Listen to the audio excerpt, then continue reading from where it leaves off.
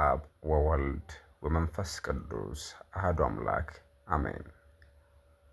ኦሪት ዘፍጥረት ምዕራፍ 15 እግዚአብሔር ለአብርሃም ቃል ኪዳንን እንደሰጠው።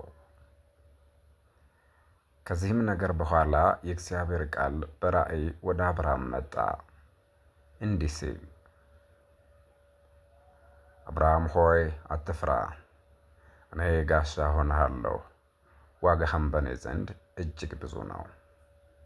አብርሃምም አቤቱ እግዚአብሔር ሆይ ምን ትሰጠኛለህ? እነሆ ልጅ ሳልወልድ እሞታለሁ፣ የቤቴም ወራሽ ከዘመዴ ወገን የሚሆን የደማስቆ ሰው የማሴቅ ልጅ ይህ ኢያው ብር ነው አለ። አብርሃምም ለእኔ ዘር አልሰጠኸኝም፣ የዘመዴ ልጅ እርሱ ይወርሰኛል አለ። ያን ጊዜም የእግዚአብሔር ቃል ወደ አብርሃም እንዲህ ሲል መጣ፣ እርሱ አይወርስህም፣ ነገር ግን ከአብራክህ የሚወጣው እርሱ ይወርስሃል።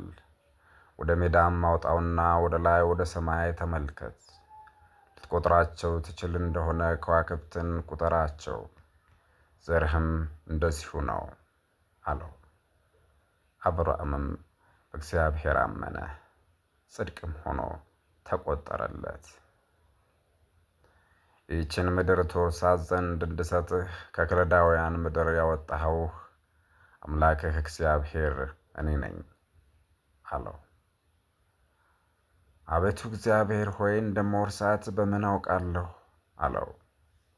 እርሱም አለው፣ የ3 ዓመት ላም፣ የ3 ዓመት ፍየልም፣ የ3 ዓመት በግም፣ ዋኖስም ርግብም አምጣ። እነዚህንም ሁሉ አምጥተህ ከሁለት ከሁለት ቁጠራቸው፣ ወፎችን ግን አትቁጠራቸው። እንዲሁም እነዚህን ሁሉ ወሰደለት፣ በየሁለቱ ከፈላቸው። የተከፈሉትንም በየወገኑ ትይዩ አደረጋቸው፣ ወፎችን ግን አልቆጠራቸውም። አሞራዎችም በተቆረጠው ሥጋቸው ላይ ወረዱ። አብርሃምም በእነርሱ ዘንድ ተቀምጦ አባረራቸው። ፀሐይም በገባ ጊዜ በአብርሃም ድንጋጤ መጣበት፣ እነሆም የሚያስፈራ ጽኑ ጨለማ መጣበት። እግዚአብሔርም አብርሃምን አለው፣ ዘርህ ለእነርሱ ባልሆነች ምድር ስደተኞች እንዲሆኑ በእርግጥ እወቅ። 400 ዓመታትም ባሪያዎች አድገው ይገዙአቸዋል፣ ያሰቃዩአቸዋል፣ ያስጨንቋቸዋልም። ደግሞም የሚያሰቃዩአቸውን እኔ እፈርድባቸዋለሁ። ከዚህም በኋላ ከብዙ ገንዘብ ጋር ወደዚህ ይመጣሉ። አንተ ግን ወደ አባቶችህ በሰላም ትሄዳለህ፣ በመልካም ሽምግልናም ትቀበራለህ። በአራተኛው ትውልድ ግን ወደዛ ይመለሳሉ፣ እስከ ዛሬ ድረስ የአሞራውያን ኃጢአት አልተፈጸመምና። እንዲህም ሆነ፣ ፀሐይም በገባ ጊዜ ነበልባል መጣ፣ የእሳት መብራትና የሚጤስ ምድጃም መጣ። በዚያም በተከፈለው መካከል አለፈ።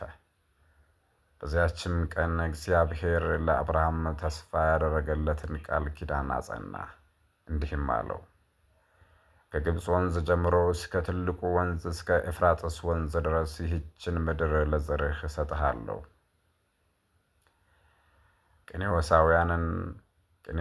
ቄኔዎሳውያንንም፣ ቄርሎሳውያንንም፣ ኬጤናውያንንም፣ ፌርዜዎናውያንንም፣ ፈራዮናናውያንንም፣ አሞሬዎናውያንንም፣ ከናኔዎናውያንንም፣ ጌርጌሳውያንንም፣ ኢያቡሳውያንንም ሰጥቻለሁ።